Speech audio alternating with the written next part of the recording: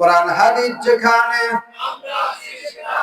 আলেম ওলামা যেখানে, হক্কানি পীর মাশায়েখ যেখানে, গান বাজনা যেখানে, নাচ গান যেখানে, লিল্লাহে তাকবীর। আমার ভাইরা, আমার বন্ধুগণ, আজ থেকে বহু বছর আগে আল্লাহ রাব্বুল আলামিন মানুষগুলোকে সৃষ্টি করে বন্ধুগণ আমার দুনিয়ার জমিনে পাঠাই দিলেন। এই মানুষগুলো দুনিয়ার জমিনে চলে আসার পর বিদ্যা বুদ্ধি আত্ম অহংকারে বলে মানুষগুলো সুদ খাইতে লাগলো। আইয়ামে জাহেলাত মানুষগুলো জিনা করতে করতে, মানুষগুলো মারামারি হানাহানি কাটাকাটি করতে করতে মানুষগুলো যখন জাহান্নাম হয়ে গেল, বাজান রে ঠিক তদানীন্তন সময় অবাধ্য মানুষগুলোকে ভাগ্য বানানোর জন্য, জাহান্নামী মানুষগুলোকে জান্নাতি বানানোর জন্য আমার রব আমার মালিক আমার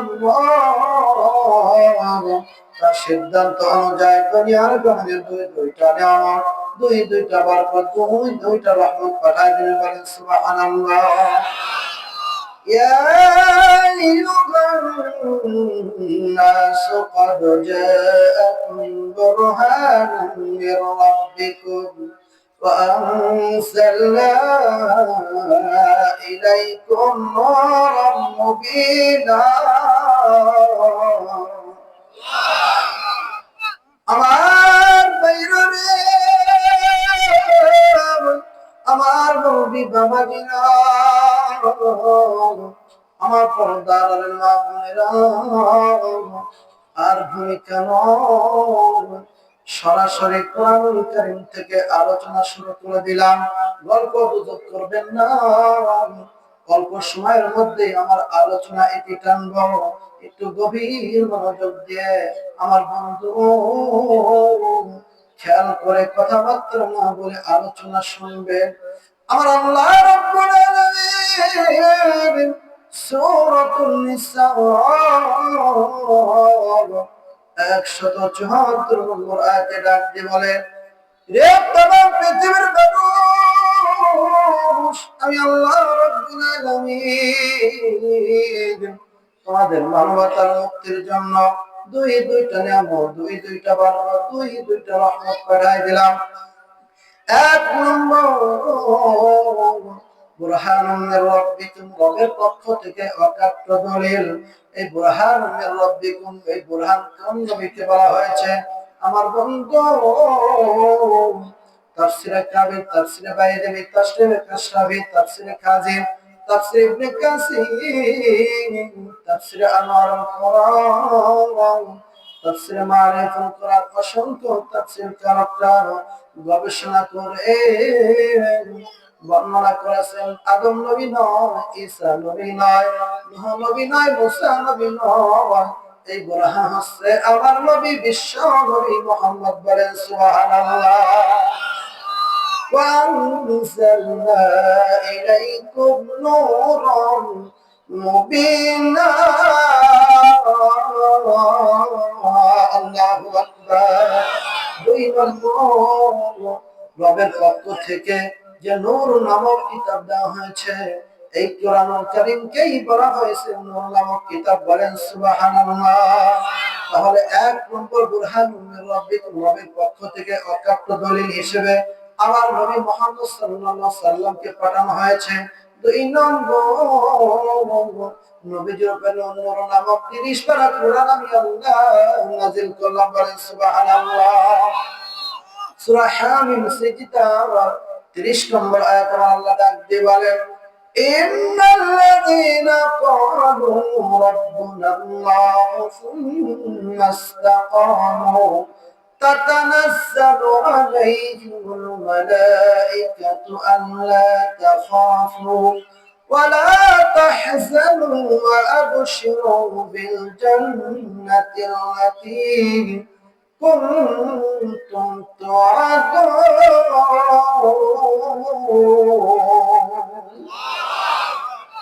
আমার আল্লাহ রাব্বুল আলামিন ডাকতে বলেন ইন্নাল্লাযিনা ক্বালু রাব্বুনাল্লাহ, নিশ্চয় যারা বলবে আল্লাহ আমাদের রব, সুম্মা ইসতাকামু, শুধু মুখেই বলবে না, অটল থাকবে, অবিচল থাকবে, দৃঢ় থাকবে, কায়েম থাকবে, তাতানাজ্জালু আলাইহিমুল মালায়েকা, আমার আল্লাহ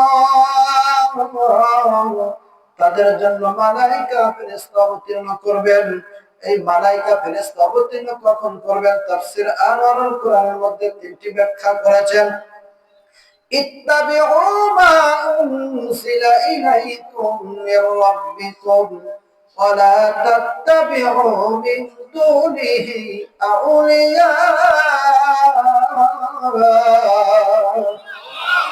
আমার আল্লাহ রাব্বুল আলামিন সূরা আরাফের 3 নম্বর আয়াতে বলেন ইত্তাবিউ মানে ইত্তেবা করো, অনুসরণ করো। রবের পক্ষ থেকে যে বিধানকৃত কোরআন দেওয়া হয়েছে সেই কোরআনের তোমরা ইত্তেবা করো, অনুসরণ করো।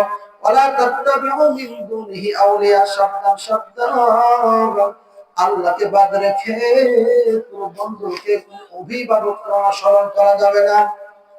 এই আল্লাহকে বাদ রেখে কোন অভিভাবককে, বন্ধুকে অনুসরণ করার ব্যাখ্যা হলো, মনে করেন ফজরের নামাজের আযান দিয়েছেন মুয়াজ্জিন সাহেব, মা বাবা হচ্ছে অভিভাবক, মা বাবা বলতেছে আমার ছেলে বা মেয়ে অনেক কষ্ট করে রাত জেগে পড়াশোনা করেছে, ফজরের নামাজ পড়ার দরকার নাই, এরকম বলে কিনা? বলছি কথা বলতে হবে, বলে কিনা? তখন ওই অভিভাবকের কথা শুনে আল্লাহর ইবাদত যদি বাদ দেয় তাহলে কাজটা কি সঠিক না ভুল করলো? কারণ আল্লাহর হুকুম, নবীজির সুন্নাহ অনুযায়ী চলতে গেলে মা বাবার হুকুম এখানে শোনা যাবে না। কথা বলেন ঠিক কিনা? আপনার মা যদি বলে বাবা দাড়ি রাখা যাবে না, ক্লিন শেভ হও, তখন কি শোনা যাবে? কথা বলতে হবে। স্ত্রী যদি বলে দাড়ি রাখা যাবে না, ক্লিন শেভ হও, তখন কি শোনা যাবে স্ত্রীর কথা? আল্লাহ এবং আল্লাহ রাসূলের বিধান অনুযায়ী মা বাবা, স্ত্রী, অভিভাবক, পীর মুরিদ হন, আমার বন্ধুগণ শিক্ষকের কথা হলেও শোনা যাবে না। কথা বলেন ঠিক কিনা?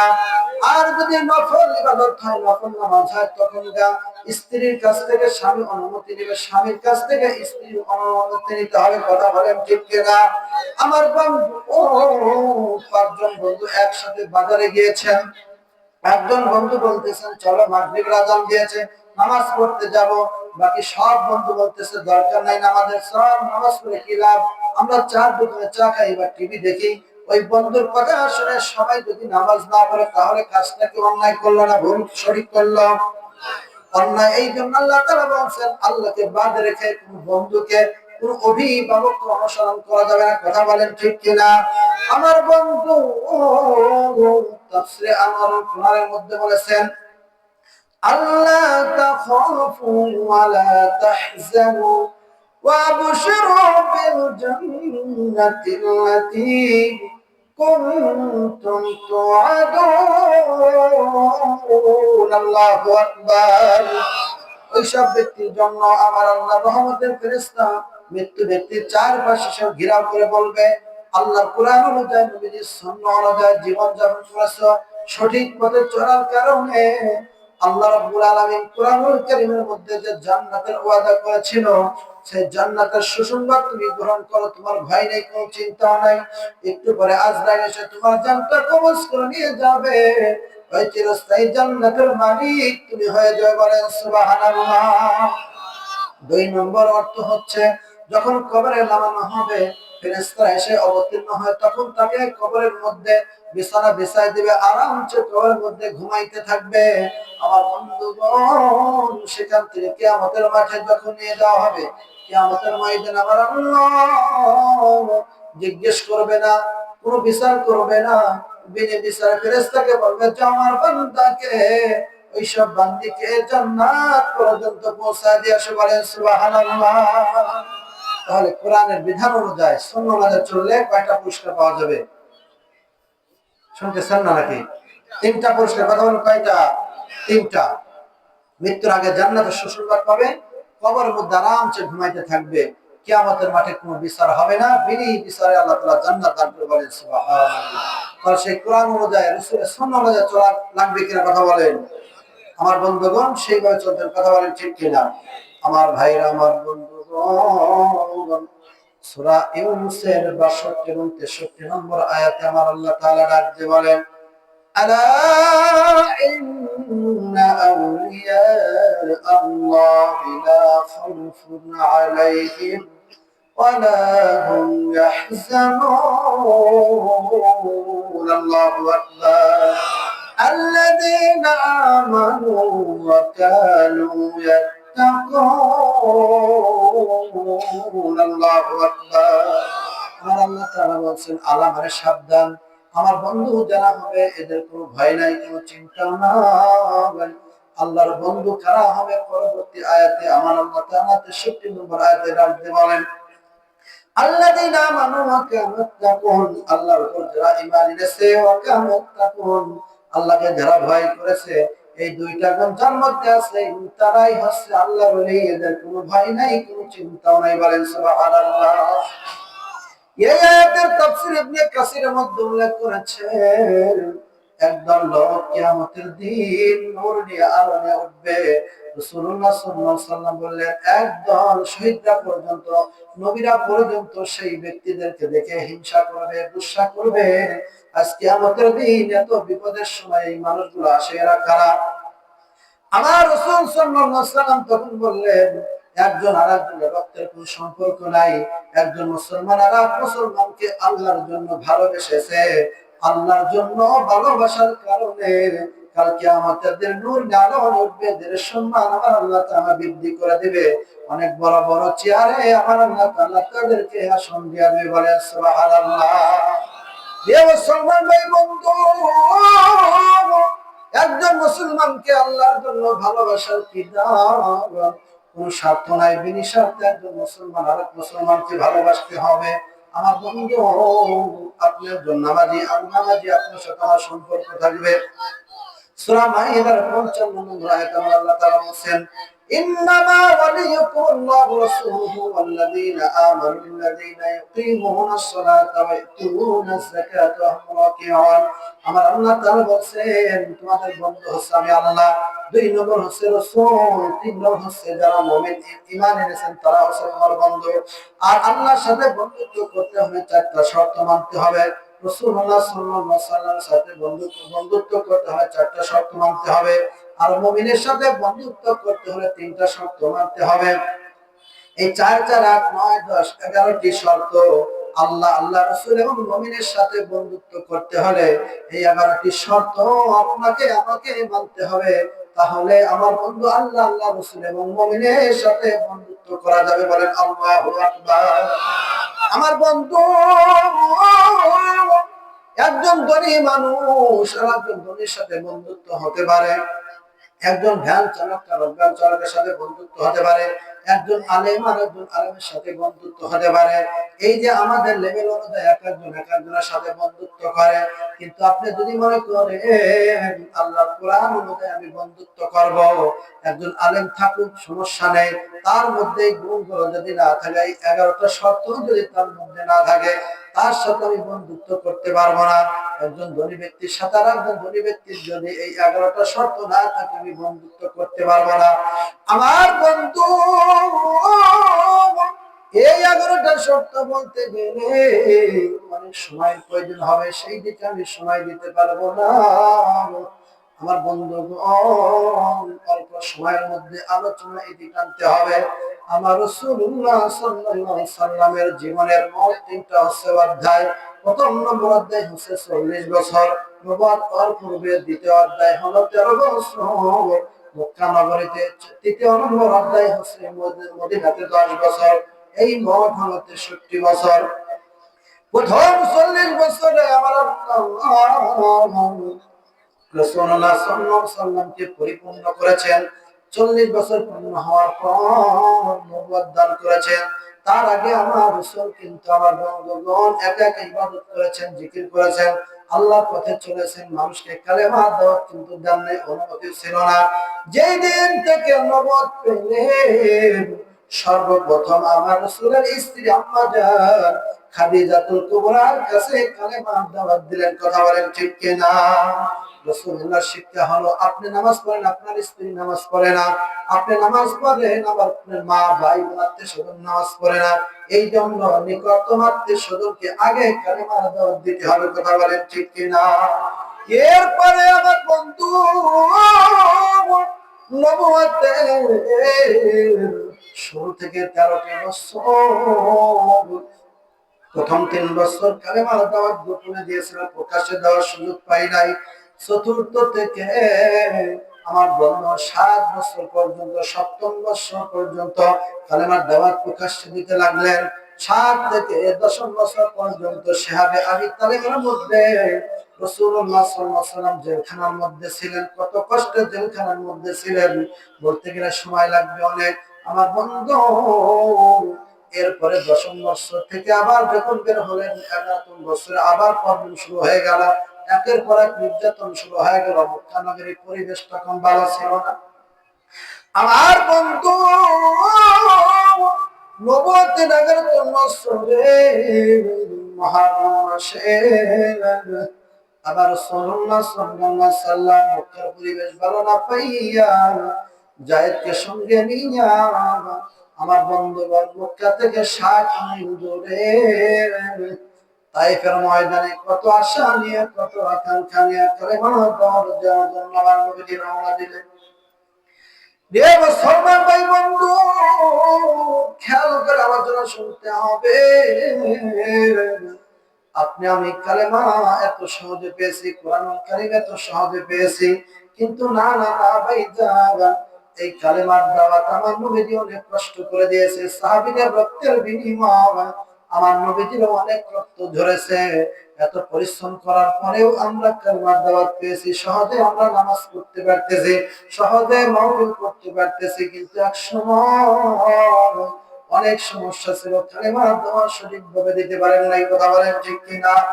আমার বন্ধু আমার দয়ার নবী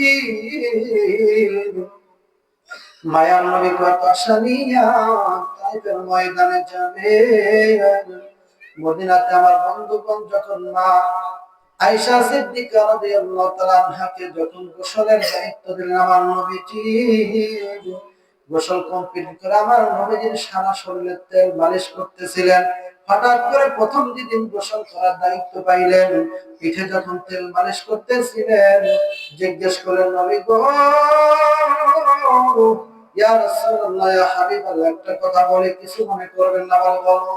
আপনার পিঠে কালো কালো দাগ দেখা যাচ্ছে নবী গো, এই কালো দাগ কি জন্য হয়েছে? আপনার কি ছোটবেলায় কোন বসন্ত হয়েছিল কিনা, যেই বসন্তের দাগ এখন পর্যন্ত মুছে যায় নাই?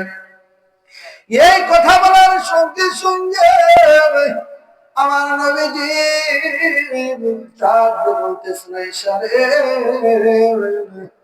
এই ঘটনা যদি তোমাকে বলতে যাই না ঈশা,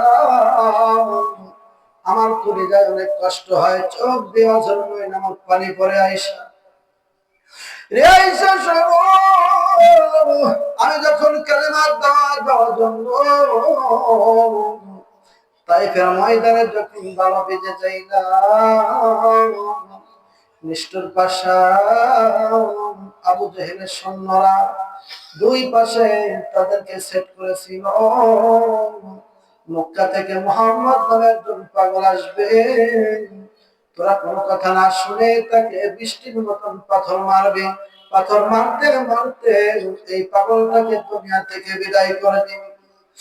আমি যখন ওদের কাছে কালেমার দাওয়াত দিতে গেলাম আয়েশা, দুই পাশ থেকে বৃষ্টির মতন আমার শরীরে পাথর মারা শুরু হয়ে গেল। পাথরের আঘাতে আমি সহ্য করতে না পেরে দুই হাত দুই দিকে দিয়ে ডাকতে বলতেছেন, রে তাইফের ছেলেরা, ও তাইফের মেয়েরা, কি অন্যায় করেছে, কেন তোমরা আমাকে মারো? আরে তোমরা কি জানো না আমার মারা আমার আব্বা নেই, আমি এতিম নবী, কি অন্যায় করেছে, কেন তোমরা আমাকে মারো? রে মুসলমান ভাই বন্ধু, যে নবীর চেহারা হাদিসে পাকের মধ্যে বর্ণনা আছে, চাঁদের চাইতে যার সুন্দর চেহারা ছিল, এই পৃথিবীতে সবার চাইতে আমার নবীজিকে এত সুন্দর করে চেহারা দিয়ে আমার আল্লাহ তাআলা তাকে সৃষ্টি করেছেন। এত সুন্দর মায়ার চেহারা দেখার পরেও তাদের দিন একটু মায়া হলো না। নিষ্ঠুর পাষাণ তায়েববাসীরা বৃষ্টির মতন পাথর মারা শুরু হয়ে গেল। এক পর্যায়ে পাথর মারতে মারতে শেষ হলো। আমাকে একবার নয়, দুইবার নয়, তিনবার আমাকে পাথর মেরে বেহুশ করলো। তারপর ওরা পাথর মারে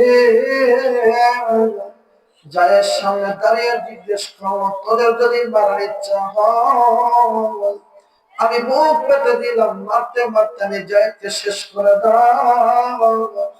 এই দয়ার নবী মায়ার নবীকে তোরা আর আঘাত করিস না। যেই মানুষটাকে এক নয়, দুই নয়, তিন জায়গায় তিনবার বেহুশ করলি, তোদের দিনে একটু মায়া নাই, দয়া নাই, নিষ্ঠুর পাষাণ তায়েববাসীরা শুনল না। আয়েশা, জিবরাইল এসে আমাকে সালাম দিয়ে বলল, নবী গো,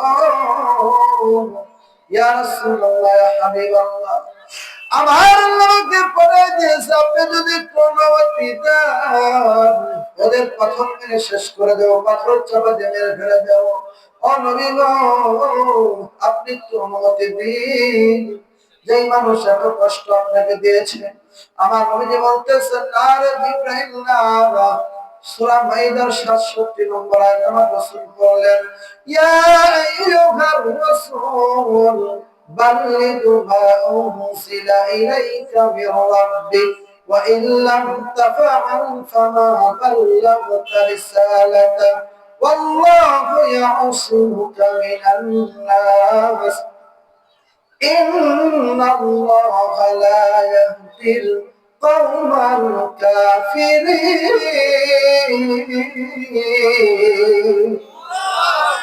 আমার আল্লাহ তাআলা ডাক দিয়ে বলতেন, হে রাসূল, আপনি তাবলীগ করুন। হে রাসূল, কুরআনুল কারীমের দাওয়াত আপনি মানুষের কাছে পৌঁছায় দেন। ওয়া ইল্লাম তাফআল ফাবাল্লিগ রিসালাতা, রিসালাতের দায়িত্ব যে আপনাকে পাঠানো হয়েছে, এই দাওয়াত যদি মানুষের কাছে পৌঁছায় না দেন, তাহলে রিসালাতের দায়িত্ব মানুষের কাছে পৌঁছালেন না, কোনো দায়িত্বই পালন করলেন না। আল্লাহু ইয়াসিমুকা মিনান নাস, এই দায়িত্ব দেওয়ার কারণে মানুষের দুয়ারে কালেমার দাওয়াত দেওয়ার কারণে মানুষ বিপদ আপদ বালা মুসিবত আসবে, আমি আল্লাহ তাআলা আপনাকে হেফাজত করব। ইন্নাল্লাহা লা ইয়াহদিল কওমাল কাফিরিন, নিশ্চয় আমি আল্লাহ কাফের বেঈমানদের আমি আল্লাহ তাআলা হিদায়াত দান করি না। জোরে বলেন আল্লাহু আকবার। হে মুসলমান ভাই বন্ধু, আমার নবী বলতেছেন যে আমার আল্লাহ রিসালাতের দায়িত্ব দিয়ে আমাকে পাঠাইছেন, তাই ওদের জন্য যদি বদ্ধ করে ওরা মারা যাবে, আমি কালিমার দাওয়াত তার কাছে পৌঁছায় দেব। নারে জিবরাইল না, ওদের জন্য আমি আরো দোয়া করি, আল্লাহ যেই তায়েববাসী আমাকে বিনিদোষে মারল, আল্লাহ ওদের প্রতি আমার কোনো রাগ নাই, গুসা নাই, আমি তোমাকে হাত নিয়ে তোমার কাছে দোয়া করি, আল্লাহ এই তায়েববাসীকে আমার এই মারার বিনিময়, রক্তের বিনিময় পুরা তায়েববাসীকে তুমি হিদায়াত দান করো। বলেন সুবহানাল্লাহ। আমার রাসূলুল্লাহ সাল্লাল্লাহু আলাইহি ওয়াসাল্লামের দোয়ার বরকতে মক্কা বিজয়ের পরে আমার আল্লাহ সূরা নাসর যখন নাযিল করলেন, আমার নবীকে বলেন, নবী গো, আপনি চারপাশে দেখবেন ইসলামের ছায়া লাগবে, আপনার হাতে কালেমা পড়ে মানুষগুলো মুসলমান হয়ে যাবে। বলেন সুবহানাল্লাহ। কারণ কালেমার দাওয়াত যখন দেয় তখন একজন ছিল মা খাদিজা, বিদায় হজের ১৬ লক্ষ সাহাবী হয়েছিলেন। এই কালেমার দাওয়াত কেমন ভাবে মানুষের দুয়ারে দুয়ারে পৌঁছায় দিয়েছিলেন, যেই জন্য ১৬ লক্ষ সাহাবী রেডি হয়েছিলেন। বলেন সুবহানাল্লাহ। তো জিকির করে লা ইলাহা লা ইলাহা লা ইলাহা ইল্লাল্লাহ, লা ইলাহা